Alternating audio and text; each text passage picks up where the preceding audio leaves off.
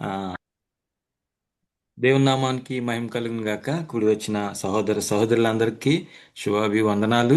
మరి అవకాశం ఇచ్చిన అన్నగారికి, కృష్ణయ్య అన్నగారికి ప్రత్యేకమైన వందనాలు. అన్నకి నా పరిచయం ఆల్మోస్ట్ 15 ఇయర్స్ బ్యాక్ అనుకుంటా. ఓఎంలో మరి ఫ్యామిలీ కాన్ఫరెన్స్ అన్నగారు చేసినప్పుడు నేను, మా భార్య దీనమణి ఇద్దరం కలిసి అటెండ్ అయ్యాం. చాలా ఆశీర్వాదకరంగా ఉండినది. తర్వాత మరి హైమారావు గారి ద్వారా అన్న గురించి నేను చాలా విన్నాను నేను. ఆ తర్వాత మరి మా సంఘంలో అంటే మా సంఘం కాదు కానీ మన సంఘంలో గుడ్ షెపర్డ్ చర్చ్ ఆఫ్ ఇండియాలో మరి అనేక మంది బిడ్డల్ని వాళ్ళకి తర్ఫీదిస్తూ వాళ్ళని వాడుకుంటున్న విధానాన్ని బట్టి కూడా అన్న చాలా థ్యాంక్ యూ అన్న. మరి వాళ్ళ టాలెంట్స్ని ఐడెంటిఫై చేసి మీరు వాడుకుంటున్నారు. మరి నాకు ఇచ్చిన అవకాశాన్ని బట్టి వందనాలు. మరి నేను యోగ్యుని కాదు, అయినప్పటికీ ప్రభు ఇచ్చిన కృపను బట్టి మీతో కొన్ని విషయాలు, ద పిల్లర్ ఆఫ్ ట్రూత్ అనే అంశం మీద కొన్ని విషయాలు మీతో మాట్లాడాలని ఆశపడుతున్నాను. సరే, అందరికీ వందనాలండి. ఒక చిన్న ప్రార్థన చేసుకుందాం. పరిశుద్ధుడా, ప్రేమ స్వరూపి, వందనాలు స్తోత్రాలు చెల్లిస్తున్నాం. అయ్యా, నీ సన్నిధిలో ఒప్పుకుంటున్నాను, నేను అయోగ్యుణ్ణి. నా నోట నీ సత్యం ఉంచుము. దయతో నీ కృపలో భద్రపరచుము. వినువారికి నాకు ఆశీర్వాదకరంగా, క్షమాభివృద్ధికరంగా చేయమని వేడుకుంటున్నాను. ప్రతి విధమైన చీకటి కార్యాలని బంధిస్తూ నీ నామాన్ని హెచ్చిస్తూ ఘనత మహిమ ప్రభావాలు యేసు నామంలో నీకే ఆరోపిస్తున్నాం మా తండ్రి. ఆమెన్. పిల్లరా, మరి ఈరోజు నేను తీసుకున్న అంశము అన్నగారు ఇచ్చారు, చర్చ్ మీద మాట్లాడమని. మరి అయితే అలా ఆలోచిస్తున్నప్పుడు ఈ వారంలో నాకు సడన్గా ఈ మాట గుర్తొచ్చింది, జీవం గల సంఘం అనే మాట. మరి తిమోతికి రాసిన మొదటి పత్రిక 3:14-15 మరి ఆ మాట, ఆ సంఘము సత్యమునకు స్తంభమును ఆధారమై ఉన్నది అనే అంశం మీద కొన్ని విషయాలు మీతో పంచుకోవాలని ఆశపడుతున్నాను. మరి ఇంట్రడక్షన్గా మూడు విషయాలు, 3 పాయింట్స్ మీతో పంచుకుంటాను. ఆ, 3 పాయింట్స్ ఏంటంటే: సంఘం ఎవరిది, గుర్తింపు అంటే ఐడెంటిఫై. రెండోది, సంఘంలో ఎలా ప్రవర్తించాలి, ప్రవర్తన అనేది. తిమోతికి రాసిన మొదటి పత్రిక మొదటి 3 అధ్యాయాల నుంచి కొన్ని విషయాలు పంచుకుంటాను. చివరికి సంఘము ఏమై ఉన్నది అనే దీని విషయమే 3 విషయాలు మరి క్లుప్తంగా మీతో పంచుకుని ముందుకు వెళ్తాను. ఒకవేళ టైం ఎక్సీడ్ అయితే నాకు దయచేసి అన్నగారు కొంచెం రిమైండ్ చేయండి 5 మినిట్స్ ముందు. ఐ థింక్ 40 మినిట్స్ అనుకుంటున్నాను. సో దయచేసి రిమైండ్ చేయవలసిందిగా మనవి చేస్తున్నాను. సరే, ఈ 3 అంశాల మీద పంచుకోవాలని ఆశపడుతున్నాను. మరి సంఘము గురించి చాలా, దేవుని వాక్యంలో చాలినంత మరి వాక్య భాగాలను ప్రభు మన దైవ గ్రంథంలో ఉంచున్నారు. అయితే ఈ సంఘానికి మరి రకరకాల అభిప్రాయాలు, రకరకాల ఉద్దేశాలు మనుషుల్లో ఉంటున్నాయి. సంఘం గురించి మనకు తెలిసింది ఏంటంటే 2 విషయాలు. సంఘం అనేది మరి స్థానిక సంఘము, సార్వత్రిక సంఘం అనేది మనం వింటూనే ఉన్నాం. స్థానిక సంఘం గురించి అపోస్తలుడైన పౌలు మనం చూసినట్లయితే రకరకాల ప్రదేశాలకు ఆయన వెళ్ళినప్పుడు ఆయన ఆ ప్రాంతాల్లో అడ్రస్, తన వాక్యాన్ని ప్రకటించినప్పుడు ఆ యొక్క సంఘాలను ఆయన స్థాపించాడు. మరి యూనివర్సల్ చర్చ్, మరి సార్వత్రిక సంఘాన్ని చూసినట్లయితే అది కనపడదు కానీ ఆ సంఘములో అందరూ సభ్యులుగానే ఉంటారు. అయితే చాలా వరకు మన సంఘాల్లో ఉన్న ఒక చెడ్డ అభిప్రాయం ఏంటంటే, నా సంఘం, నేను వెళ్ళే సంఘం బాగుంది, వేరే సంఘం బాగాలేదు అనే ఆ యొక్క దురభిప్రాయంతో వేరే వ్యక్తులను మనం తూలనాడుతూ ఉంటాం, తక్కువ చేస్తుంటాం. మీ డాక్టరీన్ బాగాలేదని అలా అంటాం. కానీ పిల్లరా, యేసుక్రీస్తు ప్రభు వారిది సంఘం కనుక వేరే వ్యక్తులను మనం తోలనాడడానికి వీల్లేదు. కొన్నిసార్లు మనం చూస్తాం కదా, ఏదైతే గొప్ప సంఘం అని పేరుగాంచిందో ఆ సంఘం వాళ్ళు మరి ఆ రోడ్ల మీద పడి కొట్టుకున్నప్పుడు అది చాలా అవమానకరంగా ఉంటుంది. కనుక వేరే సంఘాలను మనం తులనాడకూడదు కానీ వారి గురించి ప్రార్థన చేయాలి. నా గురించి చెప్పినట్లయితే మరి నేను ఎంఏ ఫినిష్ చేశాను 2001లో. ఓఎంలో జాయిన్ అయ్యాను నేను. 2000లో నాకు మ్యారేజ్ అయింది. 2 పిల్లలు, పాప, బాబు. నేను ప్రభుని 1988లో నా సొంత రక్షకునిగా అంగీకరించాను. నేను వెళ్ళే సంఘం, నేను ప్రభుని ఎక్కడ అంగీకరించానంటే లేమాన్స్ ఎవాంజలికల్ ఫెలోషిప్ అని మరి ఖైరతాబాద్లో ఉంది. అక్కడ నేను ప్రభుని అంగీకరించాను. అయితే నేను నా జీవితాన్ని ఒకసారి చూసుకున్నప్పుడు అనిపించింది, యేసుక్రీస్తు ప్రభు వారు సంఘము కానీ నా జీవితంలో లేకపోతే నా అంత దుర్మార్గుడు ఉండడు అనిపించింది.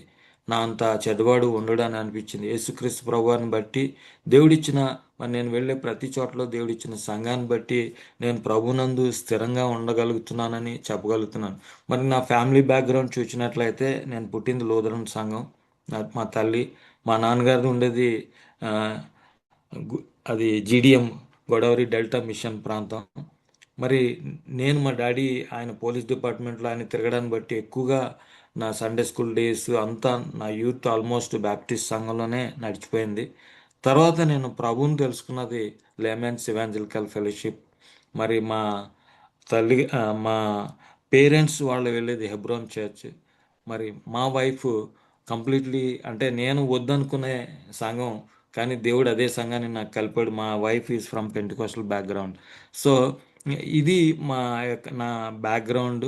అయితే అన్ని సంఘాల్లోనూ అన్ని విషయాలు కూడా దేవుని నుంచి, ప్రభు సేవకుల నుంచి నేర్చుకోవడానికి అవకాశం ఉంది. కాబట్టి నేను నేర్చుకున్నది ఏంటంటే వేరే సంఘాలను కానీ ఎవరిని కానీ క్రిటిసైజ్ చేయకూడదు అని నేను నేర్చుకున్నాను. మరి సంఘం గురించి బిబ్లికల్గా ఏముందనేది కొన్ని విషయాలు చూసుకుందాం. మరి అదేవిధంగా సంఘంలో ఉండాల్సిన లక్షణాల గురించి కొన్ని చూసుకుందాం. తర్వాత సంఘం నుంచి దేవుడు ఏం ఆశిస్తున్నాడు అనేది మనం చూసుకుందాం. ప్రియులరా, మరి చూసినట్లయితే ఇక్కడ ముందే చెప్పాను కదండి, సంఘము, స్థానిక సంఘము, సార్వత్రిక సంఘం. ఒక వ్యక్తి ఇలా అన్నాడంట, I don't need to go to church to be a good Christian. But his friend replied like this, that's like saying you don't need to go home to be part of a family. అర్థమైందండి. నేను ఒక మంచి క్రైస్తవుడిగా ఉండడానికి నేను సంఘానికి వెళ్ళక్కర్లేదు అని ఒక వ్యక్తి అన్నప్పుడు ఆయన స్నేహితుడు అన్నాడంట, మరి నువ్వు గృహంలోనికి వెళ్ళడానికి కుటుంబ సభ్యుల్లో ఒక భాగస్తుని కాదు అని చెప్పడం అలా ఉంది నీ మాటలు అని అంటున్నాడు. అంటే సంఘం అనేది ఎంత ప్రాముఖ్యమో, కుటుంబం ఎంత ప్రాముఖ్యమో, సంఘం కూడా అంత ప్రాముఖ్యంగా మనం చూడొచ్చండి. మరి దేవుని వాక్య ప్రకారంగా మనం చూసుకున్నట్లయితే, మరి ఒకసారి ఆ వచ్చిన భాగాన్ని చదివి మరి మనం ముందుకు వెళ్తే బాగుంటుందని ఆశపడుతున్నాను. తిమోతికి రాసిన మొదటి పత్రిక 3వ అధ్యాయము 14-15 వచనాలు నేను చదువుతానండి. శీఘ్రంగా నీ యొద్దకు వత్తునని నిరీక్షించున్నాను. అయినను నేను ఆలస్యం చేసిన ఎడల దేవుని మందిరంలో, అనగా జీవం గల దేవుని సంఘంలో జనులు ఎలాగూ ప్రవర్తింపవలనో అది నీకు తెలియవలనని ఈ సంగతులను నీకు రాయిచున్నాను. ఆ సంఘము సత్యమునకు స్తంభమును ఆధారమునై ఉన్నది. దేవుడు మన వెనుకల్లో ఈ మాటలు దీవించును గాక. సరే, సంఘాన్ని గురించి బిబ్లికల్గా బైబిల్లో అనేక విషయాలు ఉన్నాయని చెప్పాను కదండి. మరి ఆ, ఈ యొక్క సంఘం గురించి పుస్తకాలు చూసినట్లయితే, ప్రభువు ఆయన మరి సంఘం స్థాపించిన నుంచి చూసినట్లయితే లక్షలాది పుస్తకాలు, కోట్లాది పుస్తకాలు ఉంటాయి. మరి అంటే లక్షలాది మినిట్స్ కానీ, గంటలు కానీ, దినాలు కానీ అన్ని యూట్యూబ్స్లో కూడా అంత మ్యాటర్ ఉంటుంది.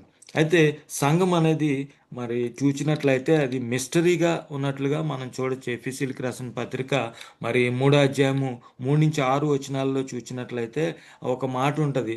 అయితే అంత చదవట్లేదు కానీ, ఈ మర్మం ఇప్పుడు ఆత్మ మూలంగా దేవుని పరిశుద్ధులకు, అపోస్తులకును, ప్రవక్తలకును బయలుపరచబడి ఉన్నట్టుగా పూర్వకాలమందు మనుషులకు తెలియపరచబడలేదు. అంటే ఆ రోజుల్లో ఈ మర్మము అప్పుడు బయలుపరచబడలేదు, కానీ ఇప్పుడు అని పౌలు చెప్తున్నాడు.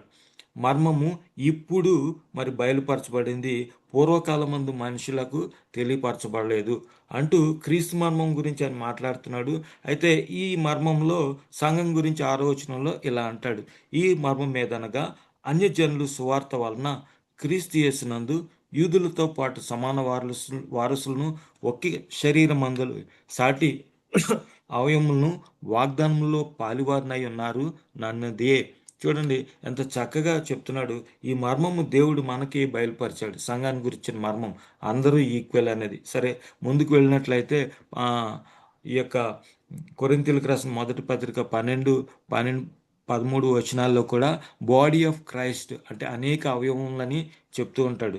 అదేవిధంగా ఎఫెసీయులకు రాసిన పత్రిక, మరి ఈ పత్రికలో చూసినట్లయితే సంఘాన్ని గురించి చాలా విషయాలు ఎఫెసీయులకు రాసిన పత్రికలో ఉంటాయి. 1వ అధ్యాయము 22-23 వచనాల్లో ఒక మాట అపోస్తలుడైన పౌలు అంటాడు, ఈ మర్మము క్షమించాలి, సమస్తమును ఆయన పాదముల క్రింద ఉంచి సమస్తమును పైన ఆయన సంఘమునకు శిరస్సుగా నియమించెను.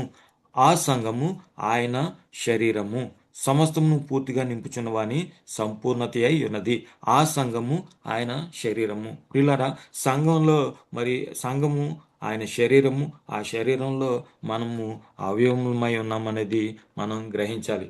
సరే, ముందుకి మొదటి పాయింట్కి వెళ్దామండి. చూచినట్లయితే సంఘము ఎవరిది అనేది మనం గమనించినట్లయితే చాలాసార్లు మనం వ్యక్తుల పేర్లు చెప్తాం. మరి పలానా వ్యక్తి క్రిస్టోఫర్ సంఘము, లేకపోతే హైమరావు గారి సంఘము అని ఇలా వ్యక్తుల పేర్లు చెప్తూ ఉంటాం. మరి దైవజనులే వాళ్ళు కాదని అంటలేదు, కానీ వాస్తవానికి సంఘం అనేది వ్యక్తులది కాదు. అది దేవుడు తన స్వరక్తమిచ్చి సంపాదించాడని అపోస్తుల కార్యములు 20-28 అపోస్తులైన పౌలు ఎఫీసీ సంఘానికి చెప్తూ ఉంటాడు. దేవుడు తన స్వరక్తమిచ్చి సంపాదించిన సంఘం. ప్రియులరా, ఇదేదో సంఘం అంటే ఆషిమాషి క్లబ్ లాంటిది కాదండి. పరిశుద్ధ దేవుడు, దేవాది దేవుడు ఈ లోకానికి ఇచ్చి తన పరిశుద్ధ రక్తాన్ని కార్చి మరి సంపాదించాడు. కనుక మనం సంఘం విషయంలో అజాగ్రత్తగా ఉండడానికి వీల్లేదు. చాలాసార్లు మనం ఎలా అయిపోయామంటే సంఘం విషయంలో మరి ఇది వ్యక్తులుగా అయినట్లుగా, మానదైనట్లుగా మరి ప్రవర్తిస్తుంటాం. దేవుడు కొన్ని బాధ్యతలు మనకి ఇచ్చినప్పుడు వాటిని నమ్మకంగా చేయాలి. వాటి విషయంలో నమ్మకంగా ఉండాలి. మరి again I'm thankful to partnership of India. మరి సంఘానికి సహకారంగా మరి మా సంఘం నుంచి గుడ్ షెపర్డ్ సంఘం నుంచి కొంతమందిని తప్పించి కొన్ని ప్రదేశాల్లో వాడుకున్నారు. కొన్నిసార్లు సంఘంలో వాడబడ్డానికి వాళ్ళు తలాంతులు కలిగిన వాళ్ళే, వాళ్ళు వాడబడ్డానికి అవకాశం ఉండలేదు. అయితే ఈ సంఘంలో మరి ఎంతో విలువగా మరి పార్ట్నర్షిప్ ఇంటి వారు చేస్తున్న ఈ యొక్క పరిచయం బట్టి కూడా దేవునికి మహిమ కలుగును గాక.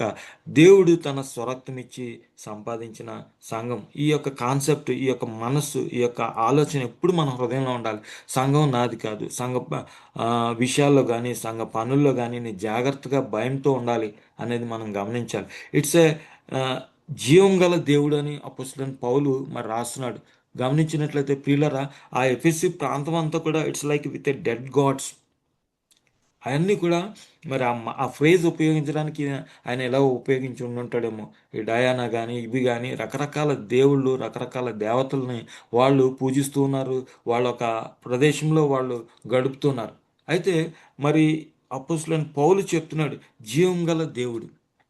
ఈ సంఘము దేవుడు తన స్వరక్తమిచ్చి సంపాదించిన సంఘం. ప్రియులరా, మరి అంతేకాదు, దేవుడు ఏం చేశాడంటే యోహాను సువార్త 16-13 చూచినట్లయితే, అనగా సత్యస్వరూపైన ఆత్మ వచ్చినప్పుడు ఆయన మిమ్మల్ని సర్వసత్యంలోనికి నడిపించింది.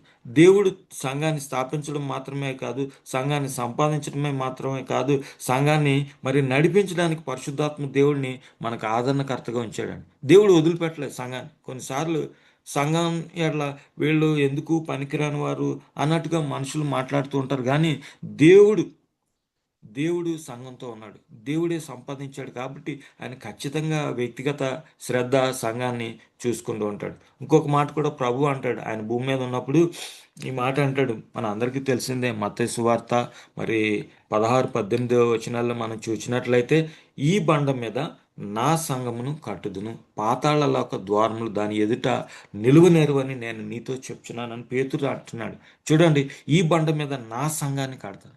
ప్రభు చాలా క్లియర్గా చెప్తున్నాడు, it's mine, church is mine, not belongs to somebody. కనుక ప్రియులారా, గొప్ప విషయం ఏంటంటే మనము ప్రార్థనలోను ఆ సంఘంలోను భాగస్వాములు కాకపోవడం వల్ల ఏమో పాతాళం మనలోనికి వచ్చేస్తున్నట్టు అనిపిస్తుంది. ఇక్కడ వాక్యం చెప్తుంది, పాతాళాల యొక్క ద్వారములు ఆ సంఘం ఎదుట నిలువనేరవంట. అంత పవర్ఫుల్ ప్రామిసెస్ మరి దేవుడిచ్చాడండి. సో ఈ సంఘాన్ని ప్రభు కడుతూ ఉన్నాడు. అయితే దేవుందని మనం చూసాం. సరే, రెండోదిగా ఇది కూడా రెండో మాట కూడా క్లుప్తంగా చూసుకుని మరి మన బాధ్యత ఏంటి, మన పాత్ర ఏంటి అనేది చూసుకుని మనం ముందుకు వెళ్ళిపోదాం అండి. కొరింథీయులకు రాసిన మొదటి పత్రిక 4-1 ఇలాగ అంటాడు పౌలు, క్రీస్తు సేవకులు మరియు దేవుని మర్మముల విషయంలో గృహ నిర్వాహకులు మరియు ప్రతి మనుషుడు మమ్మను భావింపవాలనని అంటాడు. పిల్లరా, అవునండి, మరి యేసుక్రీస్తు ప్రభువారు తన స్వరక్తం ఇచ్చి నిన్ను నన్ను కొన్నాడు కాబట్టి మనల్ని ఒక సేవకులుగా, ఒక కుమారులుగా, ఒక పాత్రగా వాడుకోవాలని దేవుడు ఆశపడుతున్నాడు. చాలాసార్లు ఇప్పుడున్న దౌర్భాగ్యం ఏంటంటే సేవకులే సేవ చేయాలి, ప్రత్యేకింపబడిన వాళ్ళే సేవ చేయాలి అని అనుకుంటున్నారు. అలాగైతే పరిచర్య మన భారతదేశంలో ఎలా స్ప్రెడ్ అవ్వగలమండి? క్యా సేవలు సేవకులు ఎంతమంది ఉన్నాం? మన లెక్కల ప్రకారంగా, గవర్నమెంట్ వాళ్ళ లెక్కల ప్రకారంగా చూసినట్లయితే Indian percentage only 2% of Christians అని అంటారు వాళ్ళు. సేమ్ థింగ్ మనం చూసినట్లయితే బ్రాహ్మణ్స్ కూడా 2% ఉన్నారు, but they are influencing the whole India. మరి ఈ కేవలం సేవకులు మేబీ ఆ 2%లో 2% ఉంటారో కూడా లేదో తెలియదు, కానీ మరి అందరం కూడా సేవకులుగా ఉండాలి. యేసుక్రీస్తు ప్రభువారు నిన్ను నన్ను తన పరిశుద్ధ రక్తం పెట్టి కొన్నాడు కనుక ప్రతి ఒక్కళ్ళం కూడా మనకి దేవుడిచ్చిన బాధ్యతను సక్రమంగా ఉపయోగించి పరిచయలో ముందుకు వెళ్ళాలి. మరి సంఘానికి సహకారులుగా ఉండొచ్చు, లేకపోతే సంఘంలో సాక్షులుగా ఉండొచ్చు, మనం చేసే పనులు చేసే ప్రాంతాల్లో సాక్షులుగా ఉండాలి. ఇది మరి మన పాత్రగా ఉంది, సంఘంలో మన పాత్ర ఉంది, మనం ప్రార్థన చేసే వ్యక్తులుగా ఉండాలి. అయితే చాలాసార్లు ఏమైపోతుందంటే సంఘాల్లో మరి అనవసరమైన అడ్మినిస్ట్రేషన్స్ వచ్చేసి మనుషులు మరి దేవుని వాక్యానికి దేవునికి చాలా తక్కువ సమయం ఇస్తున్నారు. మా దగ్గర రెవరెండ్ మధుసూదన్ దాస్ గారు అని ఆయన బెంగాల్ ఒరిస్సా ప్రాంతంలో పనిచేస్తున్నప్పుడు మధ్యప్రదేశ్ ప్రాంతంలో ఒక పెద్ద సచివాలయాన్ని ప్రసంగానికి పిలిచారంట. పిలిచినప్పుడు ఆయన చాలా రాత్రి అంతా నిద్ర లేకుండా ప్రయాణం చేసి వెళ్తే మరి ఆయనకి చెప్పారంట, అయ్యగారు చాలా వందనాలు మీరు వచ్చారు, 15 నిమిషాలు దేవుని వాక్యాన్ని పంచుకోండి అని చెప్పారంట. 15 నిమిషాలు అనేటప్పటికి ఆయన కొంచెం డిస్కరేజ్ అయ్యాడు. ఆ, అలాగని 3 గంటలు 2 గంటలు మరి వాక్యం చెప్పినా కూడా వినేవాళ్ళకి అర్థం కాదు. కొన్నిసార్లు 40 నిమిషాలు మ్యాక్సిమం, ఆర్ 1 అవర్ అంతకన్నా దాటితే మరి బ్రేక్స్ ఇవ్వాలి. ఆ, అలాగా మరి ఈయనకి 15 నిమిషాలు అని చెప్పినప్పుడు ఆయన చాలా సర్లే 15 నిమిషాలు దేవుని వాక్యం ఏముంది, యోనా ఒక్క మాటలోనే మరి ఆ ప్రాంతాన్ని అంతా మార్చేశాడు కదా అనుకున్నట్లుగా ఆయన మరి 15 నిమిషాలు వాక్యం చెప్పేశాడు, కూర్చున్నాడు. అయితే విచారకరమైన విషయం ఏంటంటే ఆయనకి 15 నిమిషాలు వాక్యం ఇచ్చి అంతా అయిపోయినాక సంఘంలో చాలా మంది కనీసం 3-4 అవర్స్ కూర్చుని చిట్చాట్ చేసుకుంటూ ఉన్నారు. వాళ్ళు కబుర్లు వేసుకుంటూ ఉన్నారు, బిర్యానీలు తింటూ ఉన్నారు, అక్కడే ఉన్నారు. అదే ఒక గంట, ఒక అరగంట ఇచ్చిండుంటే మరి ఆయన సువార్త ప్రకటించేవాడు కదా. ప్రియులరా, అంటే మనం ఎలాగైపోతున్నాం అంటే ఈ స్ట్రక్చర్లో ఉన్నప్పుడు దేవునికి ప్రాధాన్యత ఇవ్వకుండా మన పాత్ర మరి అడ్మినిస్ట్రేషన్ విషయాలు, మిగిలిన విషయాలు, ఆ విషయాలు ఈ విషయాలు మనం మాట్లాడుతున్నాం. ప్రియులరా, అలా ఉండడానికి వీల్లేదు. సంఘము ఆయనది కనుక మనం ఈ విషయాన్ని గమనించాలి. సరే, మరి వేరే అంశానికి వెళ్దామండి. ఆ, సంఘము మరి రెండో పాయింట్గా మనం చూచినట్లయితే సంఘంలో ఎలా ప్రవర్తించాలి అనే విషయాన్ని మనం చూసుకుందామండి. ఇది మనం గమనించినట్లయితే ఒక సండే స్కూల్ టీచర్ ఒక విద్యార్థిని ఇలా అడిగిందంట, why do we keep quiet in church? సంఘంలో ఎందుకు మౌనంగా ఉండాలి అని ఒక విద్యార్థిని అడిగినప్పుడు ఆ పిల్లోడు ఇలా అన్నాడంట, "ఆ, ఎందుకంటే మనుషులు నిద్రపోతారు కాబట్టి, బికాజ్ పీపుల్ ఆర్ స్లీపింగ్" అని అన్నాడు. ప్రియులారా, అది కాదండి. సంఘంలో మరి అపోస్తులైన పౌలు తిమోతికి రాస్తున్నాడు చూడండి. ఈ యొక్క వచనాలు మనం చదువుకున్న టెక్స్ట్ పాయింట్, ఆయనను నేను ఆలస్యం చేసిన ఎడల దేవుని మందిరంలో అనగా జీవం గల దేవుని సంఘంలో జనులు ఎలాగూ ప్రవర్తింపవాలనో అది నీకు తెలియవాలని ఈ సంగతులు వ్రాయించున్నాను అంటున్నాడు. జనులు ఎలాగ ప్రవర్తించాలో ఎవరికి తెలియాలి? తిమోతికి తెలియాలని ఈ సంగతులన్నీ రాస్తున్నాడంట. The purpose of writing this letter, ఈ యొక్క ఉత్తరం రాయడానికి అపోస్తులకున్న ఉద్దేశం ఏంటంటే జనులు ఎలాగ ప్రవర్తింపవాలో అది మరి మనం తిమోతి గారికి తెలియాలని ఆయన రాస్తున్నట్లుగా చెప్తున్నాడు. చూడండి, ఈ మొదటి 3 అధ్యాయాలు నేను గమనించినట్లయితే ఆయన మరి చెప్తున్నాడు. మొట్టమొదటిగా 1వ అధ్యాయంలో మరి ఆ సాల్వేషన్ అది ఆ, ఎలాగ ఆయన ఎలాగ చెప్తున్నాడంటే ఆ, తను తన గురించి కొన్ని విషయాలు చెప్తూ, తన కుమారుడని చెప్తూ, కృపా కనికరం సమాధానం కలిగిన గాక అని చెప్తూ మరి 3 నుంచి 5, 11 వచనాల వరకు సత్యమునకు భిన్నమైన బోధ, సత్యమునకు భిన్నమైన బోధ ఉన్నది అని చెప్తున్నాడు. మరి నా స్లైడ్లో అది కట్ చేసినట్టు ఉంది యాక్చువల్లీ. అంటే ఈ రోజుల్లో చూసినట్లయితే సత్యానికి భిన్నమైన బోధ, అనవసరమైన డాక్యుమెంట్స్, ఆర్గ్యుమెంట్స్, లైక్ కల్పనా కథలు, వంశావళులు, విశ్వాసంతో సంబంధం లేని వివాదాలు ఇవన్నీ కూడా ఉన్నాయి. అయితే సంఘంలో కావాల్సింది ఏంటంటే చక్కటి హితబోధ కావాలని చెప్తున్నాడు. సంఘంలో ఉండాల్సింది, సంఘంలో ఏమి ఉండాలి, సంఘంలో ఎలా ప్రవర్తించాలనే దానికి సంఘం కావాల్సింది ఏంటంటే మరి హితబోధ, ప్రభువు నుంచి వచ్చిన వాక్యము ప్రకటింపబడాలి. చాలా చక్కగా చెప్పాడు. ఆయన ఏమంటాడంటే ఆ, ఉపదేశానుసారం 5వ వచనంలో పవిత్రమైన హృదయం నుండి, మంచి మనస్సాక్షి నుండి, నిష్కపటమైన విశ్వాసం నుండి కలుగు ప్రేమయే. సంఘంలో ఇటువంటి విషయాల మీద బోధ జరగాలి అనేది ఆయన చెప్తూ ఉన్నాడు. అయితే ఇంకా ఏం చెప్తున్నాడంటే ఈ ధర్మశాస్త్రం గురించి మిగిలిన విషయాల గురించి ఆయన చెప్తూ మరి అవి ఎవరికి ఉపయోగపడతాయి, ఎవరికి అనేది ఆయన చెప్తున్నాడు. యేసుక్రీస్తు ప్రభు వారిని గురించిన సిలువను గురించిన బోధ ఉండాలి సంఘంలో. మరి యేసుక్రీస్తు ప్రభు వారు మరి ఏ విధంగా మనం రక్షించాడో మనుషులు తెలుసుకునే బోధ జరగాలి. అదేవిధంగా ఆయనలో ఎలా ఎదగాలి అనేది అనేక విషయాలు మరి ఈ యొక్క హితబోధ మనం తెలుసుకోవాలి. మరి ఈ హితబోధ లేకుండా ఈ మధ్యలో కాలంలో చూసినట్లయితే రకరకమైన భిన్న బోధలు ఉంటున్నాయి. ఈ విషయాల్లో మనం కొంచెం జాగ్రత్తగా ఉండాలండి. రేపొద్దున ప్రభు ఎదుట నిలబడినప్పుడు ఆ, నాకు ఆ సర్పము మరి నన్ను మోసపుచ్చింది కాబట్టి నేను ఇట్లాగా తప్పు బోధలోకి వెళ్ళిపోయాను అంటే ప్రియులారా ఒప్పుకోడండి, ప్రభు ఒప్పుకోడు. అవనేమి ఒప్పుకోలేదు. పనిష్మెంట్ ఏమీ మరి ఆగదు. అయితే గమనించాల్సిన విషయం ఏంటంటే మరి దేవుడు మనకి ఏమీ ఇవ్వకుండా వదిలిపెట్టలేదు, సమస్తం ఇచ్చాడు. ఒక సేవకుడు అంటాడు, God he's given his son, his spirit, his servants, his scriptures అని అంటాడు. దేవుడు తనకు మరి మనకి ఇచ్చింది ఏంటంటే ఆయన కుమారుణ్ణి మనకి ఇచ్చాడు. మరి పరిశుద్ధాత్మ దేవుడు ఆయన ఆత్మను మనకి ఇచ్చాడు. ఆయన సేవకుల్ని మనకి ఇచ్చాడు, హిస్ సర్వెంట్స్, హిస్ స్క్రిప్చర్స్.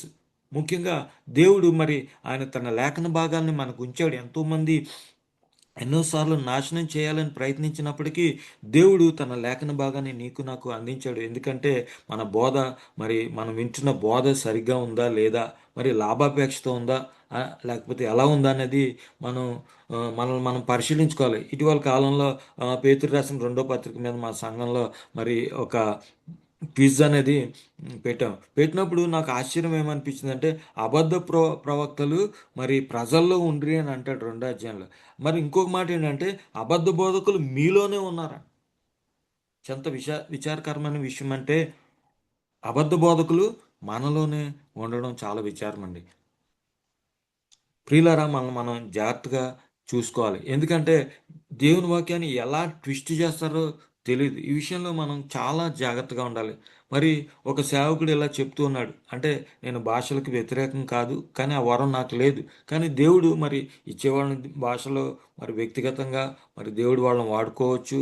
దాని విషయంలో నాకు తెలియదు, దాని గురించి నేను మాట్లాడడానికి కూడా అర్హుని కాదు. అయితే ప్రియులారా ఒక సేవకుడు ఇలా చెప్తున్నాడు, మరి భాషలు మాట్లాడేటప్పుడు మరి వ్యక్తిగతంగా నువ్వు మాట్లాడుకో, అర్థం చెప్పే వాళ్ళు ఉంటేనే వాక్య ప్రకారంగా మరి సంఘంలో మాట్లాడాలని చెప్తూ ఒక ఉదాహరణ చెప్పాడు. ఆయన ఆ ప్రాంతంలో మరి వెళ్ళినప్పుడు ఒక ఒక వ్యక్తి, ఒక స్త్రీ ప్రవచనాలు చెప్తున్నట్టుగా భాషల్లో మాట్లాడుతున్నప్పుడు అక్కడి నుంచి స్వీడన్ నుంచి ఒక ఆయన వచ్చి ఆమెను చాలా గట్టిగా గద్దించాడంట.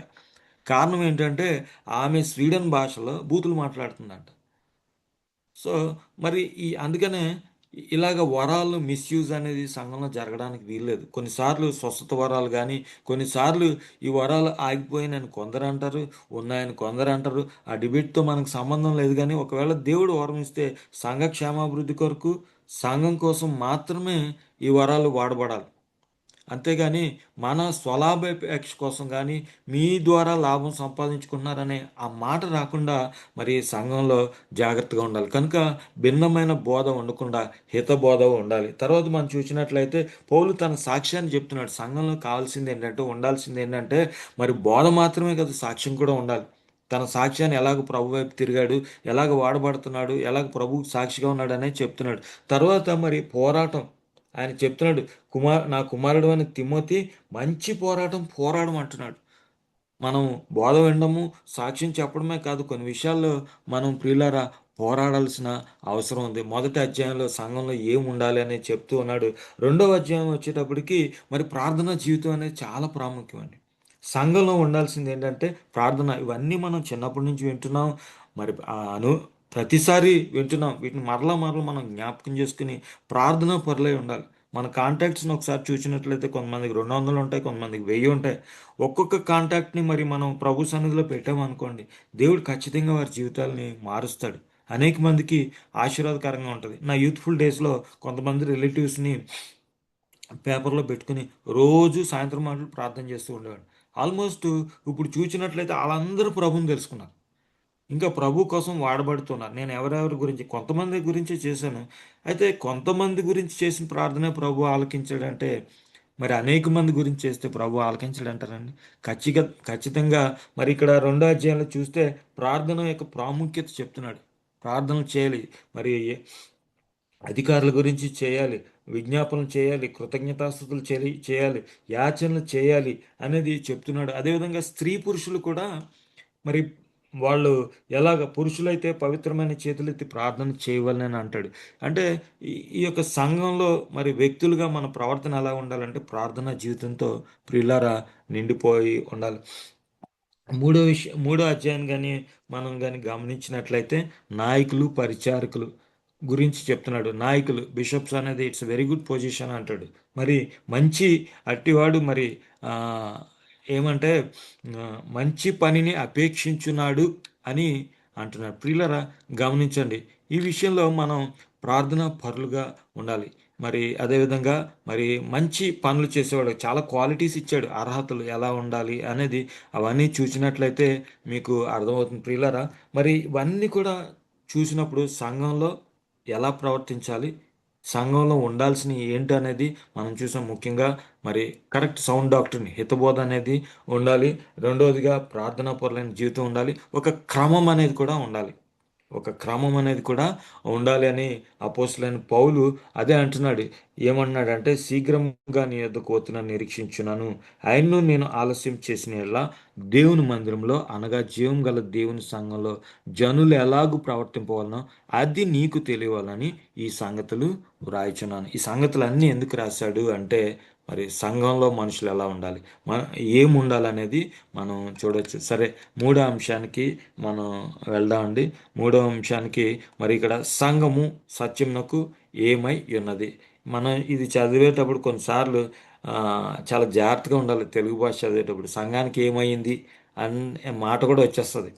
చూడండి, సంఘము ఏమై ఉన్నది, సత్యమునకు ఏమై ఉన్నది అనే అంశం మీద చూసుకుందాం. సరే, ఒక పాస్టర్ గారు ఒక అనౌన్స్మెంట్ ఎలా ఇచ్చారంటే వచ్చే వారం ఐఎమ్ టాకింగ్ అబౌట్ హానెస్టీ, యథార్థత గురించి నేను మాట్లాడాలనుకుంటున్నాను. దయచేసి మీరు అందరూ కూడా చక్కగా సిద్ధపడి రండి. మార్కు సువార్త 17వ అధ్యాయం నుంచి నేను ప్రసంగించనే ఉన్నాను అని ఆయన అనౌన్స్మెంట్ ఇచ్చాడంటండి. వచ్చే వారం నేను హానెస్టీ గురించి మాట్లాడాలనుకుంటున్నాను. దయచేసి ప్లీజ్ రీడ్ మార్క్ 17 అని ఆయన మరి వచ్చాడు. వచ్చే ఆదివారం రాగానే మీలో ఎంతమంది మార్క్స్ వార్త 17 అధ్యాయం చదివారంటే ఆల్మోస్ట్ ప్రతి వాళ్ళు కూడా చెయ్యెత్తారంట. వాస్తవానికి మన అందరికీ తెలుసు కదండి, మార్క్స్ వార్తలో ఎన్ని అధ్యాయాలు ఉంటాయి? 16 అధ్యాయాలు ఉంటాయి. సో హానెస్టీ అనేది, సత్యం అనేది చాలా చాలా ప్రాముఖ్యమైనది. కనుక అన్నారంట మార్కు సువార్త కేవలం 16 అధ్యాయాలు ఉన్నాయి కనుక ఈరోజు మరి హానెస్టీ గురించి నేను మాట్లాడాలని అని అనుకుంటున్నానని ఆయన చెప్పి తన ప్రసంగాన్ని ఇలా ఆరంభించాడంటే ప్రియులరా, ఇక్కడ చూడండి, జీవం గల దేవుని సంఘంలో జనులు ఎలాగ ప్రవర్తింపవాలన్నది నీకు తెలియవలని ఈ సంగతులు నీకు రాయిచున్నానని చెప్తూ ఆ సంఘము అంటున్నాడు. ఆ సంఘము అంటే ఆ జీవం కలిగిన దేవుని సంఘము సత్యమునకు స్తంభంను ఆధారంనై ఉన్నది. పిల్లరా గమనించండి, మరి ఇంగ్లీష్ బైబిల్లో చూసినట్లయితే household and God's household అని అంటాడు. అంటే it's like comparison like a family. మరి ఇక్కడ రెండు విషయాలు, మరి సత్యము స్తంభం అనే దాని మీద మరి కొన్ని విషయాలు పంచుకొని నేను నా వాక్య భాగాన్ని ముగించేస్తాను. సత్యం గురించి మన అందరికీ తెలుసు కదండి. యేసుక్రీస్తు ప్రభు వారు అంటారు, I'm the way, the truth and the life. నేనే మార్గమును సత్యమును జీవమునై ఉన్నాను అని అంటారు. గమనించినట్లయితే ఇటీవల కాలంలో కొన్నిసార్లు ప్రసంగించినప్పుడు ఆ, కొన్నిసార్లు మనం ఉప్పొంగిపోయి ఉద్రేకంలో ఆ, ఉన్న సత్యానికి కొంచెం ఎగ్జాగరేట్ చెప్తాము, లేకపోతే కొంచెం డంబంగా మన గురించి అతిశయ మాటలు పలుకుతుంటాం. కానీ కొన్నిసార్లు నేను అలా చేశాను కూడా, మీదట ఒప్పుకుంటున్నాను. కొన్నిసార్లు ఉన్న ఇష్యూని లేకపోతే నాలో ఉన్న విషయాన్ని కొంచెం ఎగ్జాగరేట్ చేసి చెప్పడం, అది మరి వాక్య ప్రకారంగా కుదరదు. అయితే దేవుడు నాకు ఒక మాట చెప్పించాడు. ఆ వచనం నాకు గుర్తులేదు కానీ 119 కీర్తనలో ఒక మాట ఉంటుంది. నా నోట నుండి సత్యవాక్యమును ఏ మాత్రమును తీసివేయకుమని అంటాడు. అది నన్ను బాగా పనిచేసింది. ప్రిల్లరా, ఆయన వాక్యం సత్యమని మనకు తెలుసు. నా నోట నుండి సత్యవాక్యమును ఏ మాత్రమును తీసివేయకము. మనం ప్రసంగించిన మన జీవితాల్లో చూసినా కూడా మరి మనం సత్యవాక్యము ప్రకటించే వ్యక్తులుగా ఉండాలి. ఎందుకంటే మన దేవుడు సత్యవంతుడైన దేవుడు. మరి యేసుక్రీస్తు ప్రభువారు ఆయన ప్రార్థనలో అంటాడు, అద్వితీయ సత్య దేవుడివైన నిన్నును నీవు పంపిన యేసుక్రీస్తును ఎరుగుటయే నిత్యజీవం అని అంటాడు. మరి తన గురించి చెప్పుకుంటా, I'm the way the truth, నేనే మార్గము సత్యము జీవంనై ఉన్నానని చెప్తాడు. ఇంకా చూసినట్లయితే మరి మనం మనకి సహాయకర్తగా ఉన్న దేవుడు పరిశుద్ధాత్మ దేవుడు, ఆయన సత్యస్వరూపి అయిన ఆత్మ అని మరి చెప్తాడు. ఇట్లా చూసినట్లయితే మనం ఎక్కడ చూసినా కూడా సత్యం, ట్రూత్ అనేది మనం చూడొచ్చు. ఇంకా ఇటీవల క్రిస్మస్ కాలంలో ఎక్కువగా నేను ఈ అంశం గురించి ఎక్కువగా ప్రకటించాను. ఏంటంటే the purpose of coming Jesus in to this world అనేది. మరి చూసినట్లయితే యేసుక్రీస్తు ప్రభువారు ఒక వ్యక్తి దగ్గరికి తీసుకుని పోబడ్డారు. ఆయన ఎవరో మన అందరికీ తెలుసు, పిలాతు. ఆయన అంటాడు, నీవు రాజువా అంటాడు 18వ అధ్యాయంలో. అప్పుడు యేసుక్రీస్తు ప్రభువారు అంటారు, ఆయన అంటారు, నీవు అన్నట్టు నేను రాజునే, సత్యమును గురించి సాక్ష్యం మిచ్చుటకు నేను పుట్టి తిని, ఇందు నిమిత్తమే ఈ లోకం నాకు వచ్చి తిని అంటాడు. The purpose of Jesus Christ coming in to this world, ఈ లోకానికి యేసుక్రీస్తు ప్రభువారు రావడానికి ఉన్న ఒక ఉద్దేశం ఏంటంటే ఆయన సత్యం గురించి సాక్ష్యం ఇచ్చుటకు ఆయన వచ్చాడు. అందు గురించే ఆయన ఈ లోకానికి వచ్చాడు, అందు గురించి ఆయన పుట్టానని అంటాడు. ఇంకో మాట కూడా అంటాడు, సత్య సంబంధమైన ప్రతివాడును నా మాట వినునని అంటాడు. వాస్తవానికి ఈ యొక్క యోహాను రాసిన పత్రిక మొదటి అధ్యాయంలో చూస్తే ఆయన ఇలా ఏమంటాడంటే మనలో సత్యమే ఉండదు, మనలో సత్యమే ఉండదు. కనుక మనకి ఉండాల్సింది యేసుక్రీస్తు ప్రభువారు. యేసుక్రీస్తు ప్రభువారిని కలిగి ఉన్నప్పుడు మాత్రమే మనం సత్యవంతులంగా ఉంటాం. లేదంటే మనలో సత్యమే లేదు. కానీ ఒకటి మనకి పాజిటివ్ నోట్ ఏంటంటే మనం సత్య సంబంధులం కనుక ఆయన మాట వింటున్నాం. సత్య సంబంధమైన ప్రతివాడును నా మాట వింటున్నాడు. అయితే ప్రియులరా, సత్యం గురించి ఎన్నో విషయాలు మనం చూడొచ్చు కానీ సత్యము మరి మన ప్రభువే సత్యం. రకరకాల గాడెస్ ఉన్నారు, రకరకాల వ్యక్తులు ఉన్నారు, రకరకాల మతాలు ఉన్నాయి, రకరకాల పరిస్థితులు ఉన్నాయి, కానీ సత్యం అనేది లేదు. ఈ రోజుల్లో మనం చూసినట్లయితే యూట్యూబ్లో సత్యమే లేదు. 95% మనం తినే తిండి గురించి అబద్ధాలే చెప్తారు. మనం ప్రవర్తించే విధానాల గురించి కూడా అబద్ధాలే చెప్తారు. ఎలా ఉన్నారంటే వాళ్ళు సగం ట్రూత్ చెప్తారు.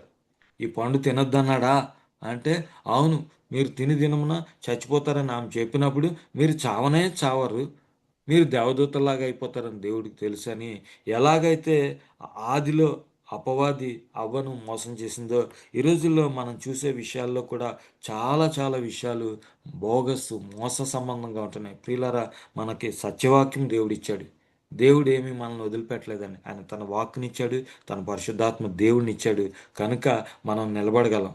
కనుక మనం సత్య సంబంధులం అయితే వీటన్నిటిని కూడా మనం జయించగలం. దేన్ని బట్టి అంటే ఏ బోధనను బట్టి అవి మనం కొట్టుకుపోవడానికి వీల్లేదు. నేను ప్రసంగించిన లేకపోతే ఎవరు ప్రసంగించినా ఈయన దేవుని వాక్య ప్రకారంగా ప్రసంగిస్తున్నాడా లేకపోతే తన సొంత అభిప్రాయాలు తెలియజేస్తున్నాడా అనేది ఎవరికి వాళ్ళము మనం మనం పరీక్షించుకోవాలి. పిల్లరా, సత్యం అనేది ఈ విషయం మనం గమనించాల్సిందిగా మనం చేస్తున్నాను. ఇంకా చివరిగా సంఘము సత్యంనకు మరి ఆధారంను ఆ, స్తంభంను ఆధారంనై ఉన్నది అని అన్నాడు. స్తంభం గురించి మనకు తెలుసండి. మరి నిలబెట్టేది ఆధారంగా ఉండేది అనేది స్తంభం. ఉదాహరణగా చూసినట్లయితే పూర్వకాలంలో ఎక్కువ స్తంభాలు మరి బయట ఉండేవి. ఇంటిని కూడా నిలబెట్టేది స్తంభమే. మరి బలంగా ఉంచేది కూడా స్తంభమే. మరి పాతకాలంలో మరి ఆ పిక్చర్స్ అవి ఇవి అది పెద్ద పెద్ద స్తంభాలు ఉంటూ ఉండేవి. కనుక ప్రభు కూడా అంటాడు, ఆయన ఒక స్తంభంగా నేను చేస్తున్నాను అని అంటాడు ప్రకటన గ్రంథంలో. ప్రియులారా, స్తంభం అనేది మరి జనాలందరికీ కనపడే రీతిలో ఉంటుంది. పునాది అనేది ఆ ఆధారం అనేది అది కనపడకుండా ఉంటుంది. మనము ఆ, ఈ సత్యాన్ని దేవుడు మనకి చూపించిన ఈ సత్యాన్ని సంఘంగా మనము స్థిరంగా ప్రపంచానికి చూపించాల్సిన అవసరత ఉంది.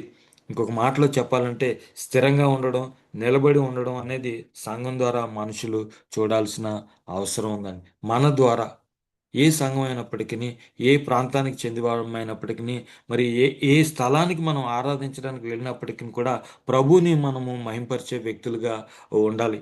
అనేక సార్లు స్థలం ఇంపార్టెంట్ లేదు, మరి ఆత్మతో ఆరాధించేవాళ్ళు అని అంటారు, కానీ ప్రభు స్థలానికి కూడా ప్రాముఖ్యత ఇచ్చారు. వ్యక్తిగత నీ ఆరాధనలో నువ్వు ఆయన ఆత్మతోనూ సత్యంతోనూ ఆరాధించాలి. కానీ కార్పొరేట్ మనం అందరం కలిసినప్పుడు సంఘంలో గొప్ప కార్యాలు జరుగుతాయండి. మరి మనం అపోస్తుల కార్యాలను చూసినట్లయితే వారందరూ ఒకచోట కూడినప్పుడు పరిశుద్ధాత్మ దేవుడు వచ్చాడు. ఎక్కువగా ఫ్లోరల్ వర్డ్స్ మనం చూస్తూ ఉంటాం. అయితే సంతోషకరమైన విషయం ఏంటంటే ఆది సంఘం ఎలా ఉండేదంటే 12 అధ్యాయంలో పేతుర్ని బంధించినప్పుడు సంఘం అయితే అత్యాశక్తితో ప్రార్థన చేసిందని వాక్యం సెలవిస్తున్నాను. అవునండి, సంఘము అత్యాశక్తితో ప్రార్థన చేసింది. తర్వాత మనం చూసినట్లయితే ఆయన విడిపింపబడినప్పుడు మార్కు గారి ఇంటికి వెళ్ళినప్పుడు, ఆ తల్లి గారి ఇంటికి వెళ్ళినప్పుడు అక్కడ రాత్రి వాళ్ళు ప్రార్థన చేస్తున్నారు. ఆ వాక్య భాగాన్ని చదువుతున్నప్పుడు నాకు అనిపించింది, అక్కడ ఎవరన్నా ఫేమస్ పీపుల్ ఉన్నారంటే ఎవ్వరు లేరు. చెప్తాడు, యాకోబుకి సహోదరులకి మాట చెప్పండి అని అంటాడు. అంటే అక్కడ అపోస్తులు లేరు, యాకోబు కూడా ఎవరు లేనట్టుగా మనం చూడొచ్చు. అక్కడ ఉన్న కొద్దిమంది సభ్యులు మరి ఆసక్తితో ప్రార్థన చేసినప్పుడు దేవుడు పేతుర్ని బయటికి తీసుకొచ్చాడండి. అదేవిధంగా ఎన్నో ఇష్యూస్ మన జీవితాల్లో, మరి మన సమాజంలో మనం ఎదురు చూస్తున్న మన భవిష్యత్తు కూడా ఎ, కొన్నిసార్లు భయానకంగానే ఉంటుంది ఆలోచిస్తే. కానీ మనకు నిత్యదేవుడు ఉన్నాడు కాబట్టి మనము నిలబడగలమండి. కనుక మరొకసారి ఈ వాచనం చదివి ఇంకొక మాట చెప్పి మరి నేను ముగించేస్తానండి. ఆయనను నేను ఆలస్యం చేసిన యెడల దేవుని మందిరంలో అనగా జీవం గల దేవుని సంఘంలో జనులు ఎలాగూ ప్రవర్తింపవలనో అది నీకు తెలియవలనని ఈ సంగతులు నేను రాయిచున్నాను.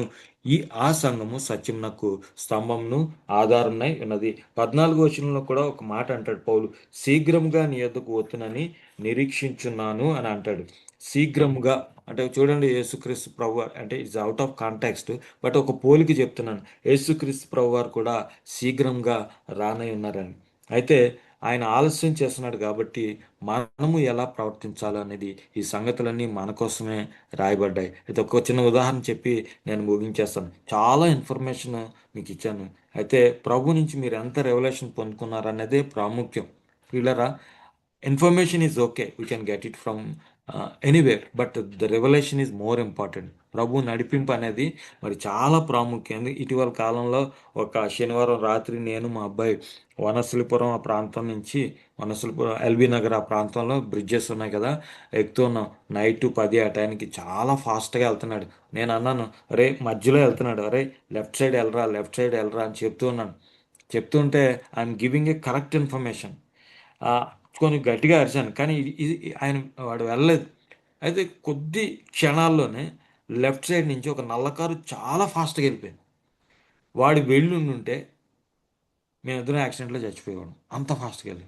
అయితే నేను ఎందుకు చెప్తున్నాను ఈ మాట అంటే, ఇన్ఫర్మేషన్ ఈజ్ కరెక్ట్, ఇంపార్టెంట్, మరి చాలా కరెక్టే. కానీ ఆ సమయానికి తగ్గట్టు మరి మనము ఆ గైడెన్స్ లేకపోతే ప్రియులరా మనం తప్పుదోవలో వెళ్ళిపోయి ఉంటుంది. కనుక ఆ ఇన్ఫర్మేషన్ ఎంతవరకు మనకు అప్లికబుల్, మనం తిన్న వాక్యము ఎంతవరకు మనం అన్వయించుకోవాలనేది పరిశుద్ధాత్మ దేవుని యొక్క నడిపింపు మనకు ఖచ్చితంగా ఉండాలండి.